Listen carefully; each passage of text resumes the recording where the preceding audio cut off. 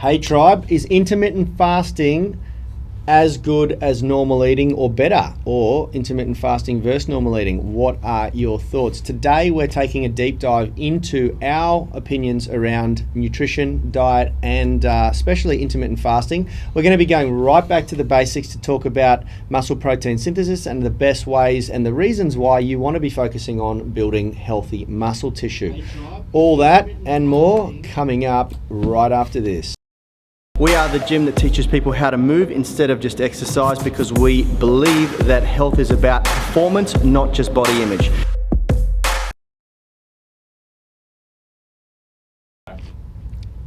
We're back.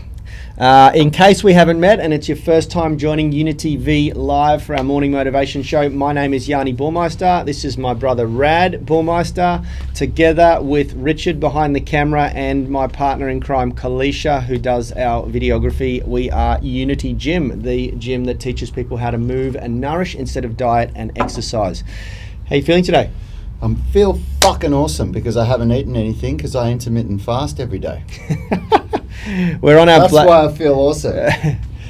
We are If drinking. You can see we're drinking black coffee. We are drinking black coffee, and arguably black coffee does break a fast, but on a physiological level, it also keeps you in a state that we're aiming for today, which we're going to talk about, which is an upregulation of cellular autophagy, which is one of the talking points today. But before we get there, why are you feeling so good? It's intermittent fasting, or is it because we're coming to the end of our strength phase? No way, it's intermittent fasting, hands down, without a doubt. I used to eat in the really classic gym junkie way of eating, which is you got to have 5 meals a day and you have to have protein in every meal, and you wait 3 hours and then you have your protein shake, and then you got to have lunch, and you set your meals by your clock. And I did that for years. We did that for years, a long time, and we got a certain result with it.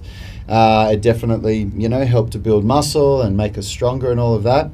But you don't know what you don't know until you try something else. And I did not realize how sluggish I was feeling from eating all the time. And you were the one that started intermittent fasting first, and because the only reason I did it is because I'm competitive and I didn't want you to have one up on me. So when I saw the results that you were getting, I thought, man, I better try this. And I started twice a week. And what I found is that really quickly, on the Monday and Tuesday that I was doing it, I was feeling far more alert, and I noticed a massive change in my reflexes. I was so much sharper. Like, I remember a couple of times something would drop and my body just went bang, and I just caught it at like 6 a.m. Normally when I'd just be feeling sluggish because I would have just had my morning smoothie, like my breakfast, and I was just so alert. And then, of course, on the days that when I ate breakfast, I noticed I was just sluggish and I was tired, and I could really tell the difference. This wasn't like I kind of think this was night and day difference, like night and day. Yeah. And that's what made me decide that I was going to start fasting 5 days a week. And I even still, some days on the weekends, I only eat one meal in a 24-hour period, but I don't time my fast on the weekends. I just kind of let myself do whatever feels right. And I just feel amazing now. I really do. Yeah, awesome. I have had the very similar experience. I've done a lot more experimenting with time-delayed eating and intermittent fasting than Rad has done because I've wanted to explore it a lot more. But let's rewind a little bit and talk about our journey to discovering or sampling and trialing and testing and researching intermittent fasting. So first, we researched McDonald's and Hungry Jack's a lot when we were in our 20s. We researched the local takeaway shops a lot. We knew very well where the best takeaway shops were in So in to paint a bit of a background history, through our teens and 20s, we certainly weren't really healthy. We ate a pretty bad diet, and into our 20s when we became personal trainers and we both had big career changes, big career shifts, we really started to sort it out. But it wasn't until we were sort of in our late 20s that we really started to clean up our diet. But for the period where, at least, certainly for me, from about 25 to 30, I was very fixated on bodybuilding. So I was on, 6 meals a day. I used to carry around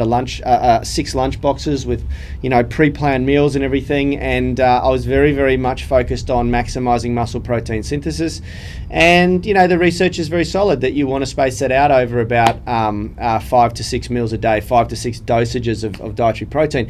And so we both sort of adopted that. One of the other big key things that we did was we introduced smoothies to our diet, and that was a really great way of getting maximizing nutrients and nutritional density, and minimizing the time it took in preparation and the cost involved, the commitment in finance, and also, those are the three: maximizing nutrients, minimizing time, maximizing efficiency, and minimizing cost. And that was a big shift, really, for us, because the moment we traded out like cereals and a cooked breakfast for a smoothie in the morning, we experienced quite a rapid increase in our energy levels. Now, that was the first big breakthrough, because the big reason for that is that a smoothie is pre-digested. You've blended it up and you've released all of the nutrients into the fluid, which makes it more bioavailable for the body and the digestive system. That's like hands down the first step that I would say to anyone who's looking for a first step. Like, one thing that they can do would be to trade out their first meal of the day with a smoothie. Yeah. Because it blows my mind how many people think that. I'm going to do the obligatory disclaimer here, right? We're not nutritionists. Yeah. We are McDonald's lovers, secret McDonald's lovers. He's full of shit. That's I'm not joking. true. And I'm joking. Steer, because someone might tune in and see that and then just switch off. We're not nutritionists, so take this with a grain of salt. But we have done a hell of a lot of research into this, and I'm going to put it out there. We've done more than research, because I really, like, the hairs on the back of my neck stand up when people start talking to me about, but all the recent research says this. Well, that's great, but what have you done on yourself? What have you tried for a year and a half without breaking it and seen what that did for you, and then tried it with hundreds of clients and seen what it did for them? And that's what we've done. Yeah. So take this with a grain of salt. Don't take it to the bank. If you're a nutritionist or if you've got an education, then, disregard everything we're saying. This is our opinion and what we've learned for ourselves. The one thing I will say on that, nutrition science is very interesting. It's a very interesting space because it changes all the time. And one of the reasons is because the adherence to scientific research around nutrition is terrible. Like, to get a gold standard study, they need thousands of people, and it's very rare that they can do that. And it's even more rare that when they take 1,000 people, they all finish the trial or the study, because getting adherence to nutrition and radical intervention, which is what's required when we're doing scientific research, is extremely hard for them to do. And on top of all of that, they have problems with people reporting false information. So whenever I look at nutrition research, I always look at it with a very open mind, because in the back of your mind, if you understand how these studies are conducted, there is always a large, I guess there's always room for error, and there's always room for people's interpretations of the information, and depending on where you're getting your resources from. So what I'd like to suggest, I hope I'm making sense, is to pick a few people, a small handful of people that you really trust, that you've researched them and their methods and their ethos and their beliefs and everything really, really well, and then follow those people. And when they read a research paper or when they do research, you have confidence that in the results and their interpretations of the study. Because when you read articles, like, there's a worst thing you can do about when you're doing nutrition research for yourself is to go and read someone's article, and they may have read a study and then they write a review or an article on it, and you're relying 100% on their interpretation of the study. And two people they're not going to be biased, and they're not biased, and they don't have a hidden agenda. And two people can read, and I guarantee you this because I've seen it firsthand. Two people can read the exact same study and write two completely different papers on it, because they're interpreting the data and they've got an agenda. One person's pushing paleo, and they'll cherry pick key items out of that study that support their bias, and then they'll write a really compelling article that you read and go, wow, paleo is certainly the best way to go. And then you'll read the exact same research will be taken from a vegan or a carnivore, and they'll do the same thing and cherry pick what works for them out of that research and write an article using it to furnish their arguments. And it's bizarre how radically different the interpretation of the same research can become. So you've got to be very careful who you follow, who you choose to follow, and you've got to make sure that they don't have an agenda that they're pushing in the background. Now, let's dive into why we've gone with intermittent fasting. And first of all, and I say this every time we go down the rabbit hole of talking about intermittent fasting, it is certainly based on research and based on a lot of data that we've got, it is certainly not the best way to build muscle, and it's certainly not the best way to lose fat.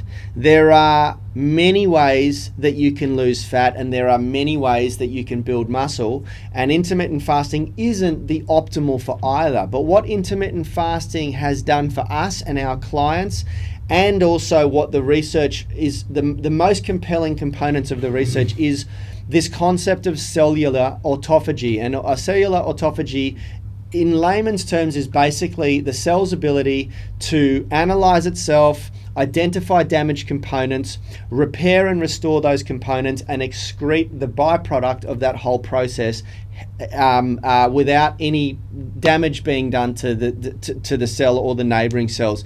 So it's a very important process. Now, a nutritionist will argue that any caloric restriction is proven to upregulate cellular autophagy, and that's true. But nothing comes close to the upregulation of cellular autophagy when you are in a fasted state. And that is the reason why Rad and I... Well, there's another really good layman's way to describe it, is that when you eat all the time, if you just snack here and there, if you have a little drink, if you're just eating all the time, so the only time you're ever not eating is from the time you go to sleep to the time you wake up. And man, I've spoken to a lot of people that get up in the middle of the night to eat. Like, oh my God, I like, in my opinion, there's just so many things that are wrong with that. But you're never giving your digestive system a chance to actually recover and repair. And what happens is when you, they reckon it takes about 12 hours before you actually go into that cellular autophagy state. So it takes about 12 hours for all that food to get digested in your body to be able to start moving into what Yanni just described. And what happens is you start to access higher metabolic functions. Like, the body can divert its energy from digestion to repair, because digestion requires so much. It's this constant process that the body is going through to extract the nutrients and expel the waste. And you just never get that advantage from anything else besides intermittent fasting. And now when you couple intermittent fasting and that concept of cellular repair with the fact that there are two key components to any successful meal plan or diet. And one is that you must, to some degree, track what you're eating, whether it's calories or macros. And the other is that you absolutely must practice daily cognitive restraint, meaning that you don't use hunger as an on switch for food to start traveling through your mouth. It's just not meant to happen that way. No matter how you look at it, you are certainly not meant to eat constantly. And every diet on the planet, whether it's the Atkins diet, the paleo diet, the carnivore diet, the vegan diet, vegetarian, Mediterranean diet, the 5-2, whatever else Michael Mosley's come up with recently, his 800. There's a few things that have to come into play, and the most important is that daily cognitive restraint. You got to train yourself and your brain to understand that hunger is not a desperation mode of getting food. It's okay to be a little hungry from time to time. In fact, I'd go so far as to say that it's essential. Intermittent fasting is the number one best way to cultivate that attitude, because okay, I'm fasting from this time to this time, I don't eat, and it comes up, you get hungry, we get hungry, and you deal with hunger pains. They come and go. They're proven to subside within 5 to 15 minutes, and you learn to cultivate a really good relationship with that, and a really good relationship with hunger, and a really good relationship with certain levels of discomfort. And that, in my opinion, is key to the success of intermittent fasting. Now, like any diet, you can stuff it up in a big way.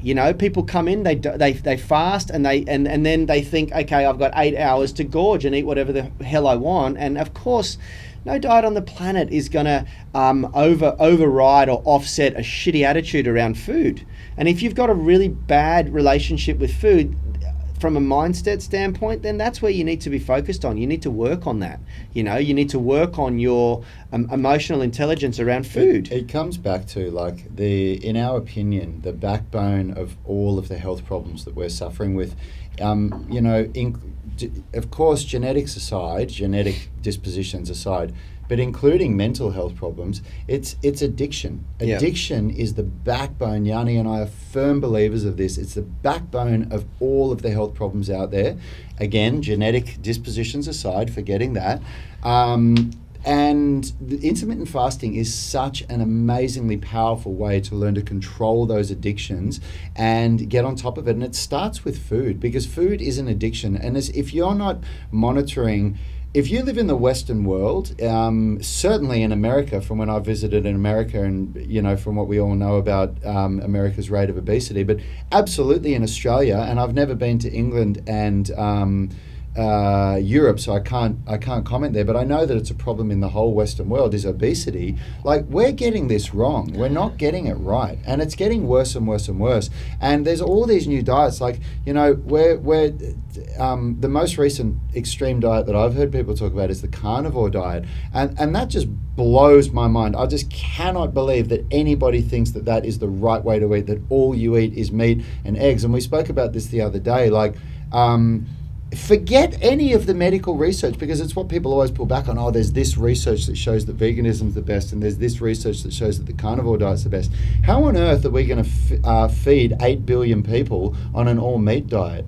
And if you want to talk about a vegan diet, yeah, ethically, you guys win the race, but you cannot argue that humans were designed to eat meat. It's designed to not eat meat. Sorry, designed to not eat meat, that's right. And for me, the intermittent fasting, it makes the most sense for the way that we should be eating. It teaches cognitive restraint. It lets you you really become in control of what you're eating. You develop a different relationship with food. You learn that those couple of meals that you eat a day, you start to think more intelligently about them, and you start to think, wow, I haven't eaten for 16 hours. What am I going to eat now? And you make a smart choice. If you're smart about it, you don't just run for the shit. Well, it starts with the mindset around food, and no matter what you try and do, if you don't get that right, you're going to stuff it up. So, people can knock intermittent fasting all they like, but at some point you're going to have to step up and form a really healthy mindset and relationship. And we tried the paleo diet. The only other really extreme diet that we can say we tried the paleo diet. And when I say we tried it, we did it for about 1.5 years, and everyone in our circle did it as a result, because Yanni and I are big influencers with health,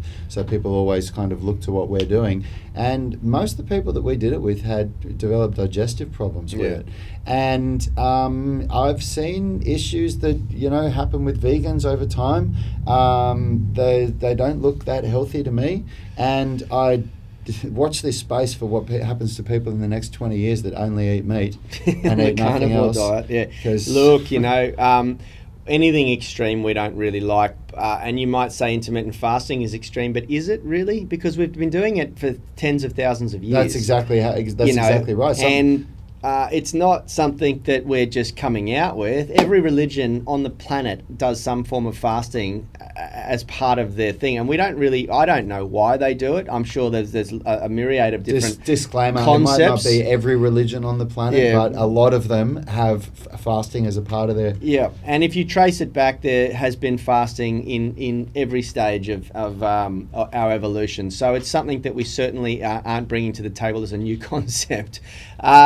But let's just talk on a practical standpoint, because we have had a couple of questions come up and a few things that I'd like to address. What's the time? Yeah, we've got 7 minutes. Okay, that's plenty. So first of all, I've got a question open on one of the computers up there. Is it Marcus? No, it was Wayne. Wayne. It was Wayne from the Movement Mastermind. Richie, yell out his name. Wayne Cordy. Wayne Cordy. Wayne Cordy posted a really great post in our Movement Mastermind group last week on he's new to the group, so welcome, Wayne, and well done for throwing up that post. So I'd like to dive a little deeper into the responses that Rad gave you. On face value, the smoothie that you've created, first of all, massive box tick, because you are having smoothies, and there is no better way to pack nutrients and efficiency into your day than creating smoothies with those NutriBullets. But on a real, if I really break it down, the smoothie that you're having, although it's got a myriad of different superfoods in it, which are all fantastic, there is a lot of carbohydrate and a lot of sugar. They're all natural sugars coming from Anuka honey, banana and pineapple off face value. That's what I can remember. There are a few other grains in there that you're adding and seeds, but there's not enough protein, not nearly enough protein. You're putting one egg in, which is about, on average, depending on the type of egg, 6 grams of protein. You need, and I don't know what your weight is, but I'm assuming based on your pick on Facey, you're going to be around that 80 to 85 kilo mark. You look tall and slender. And in that case, mate, you need probably about 38 grams of protein per meal, per serving, to optimize muscle protein synthesis.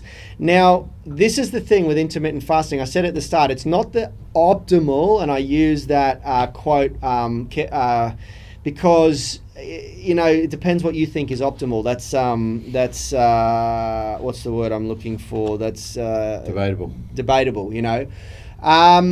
It is, you know, it gives you only a smaller window to get enough dietary protein in, and if you follow the guidelines, you know, you need quite a lot of dietary protein to optimize muscle protein synthesis. So, how do we do it?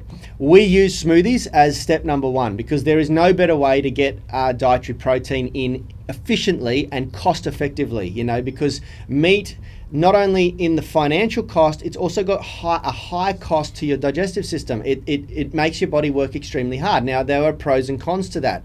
One of the pros to making your digestive system and your metabolic system work really hard to metabolize protein is that it raises the thermal effect of food.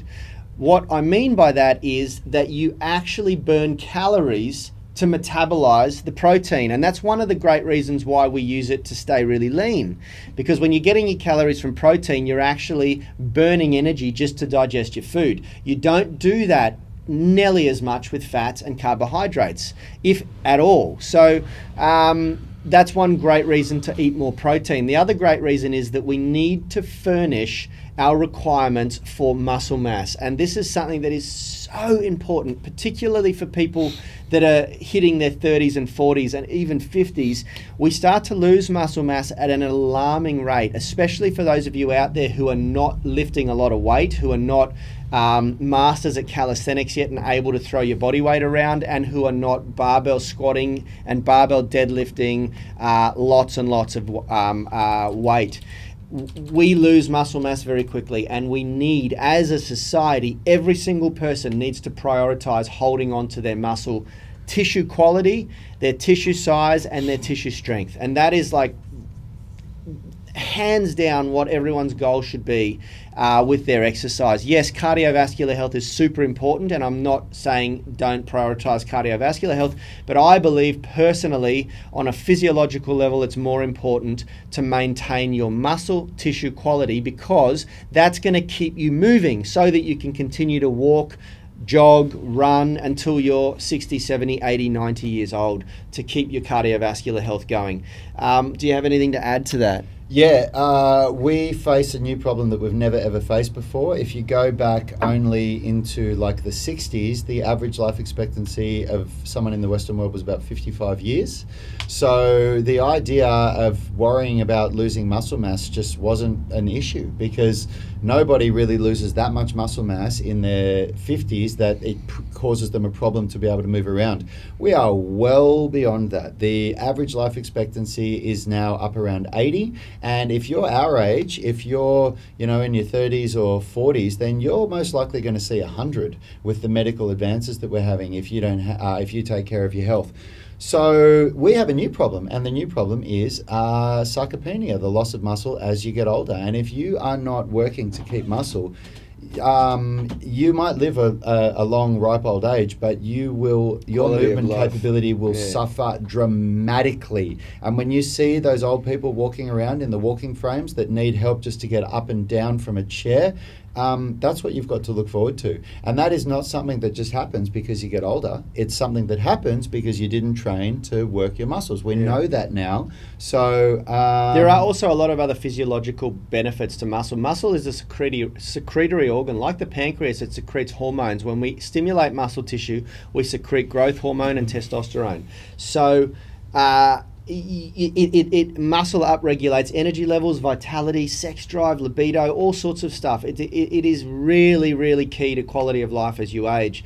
And that's why we are very, very big on prioritizing dietary protein mixed with resistance training exercise in our gyms and in our nutrition program. So Wayne, what we want you to do with your smoothie, mate, is dramatically increase the amount of protein in there and probably decrease the amount of natural sugars.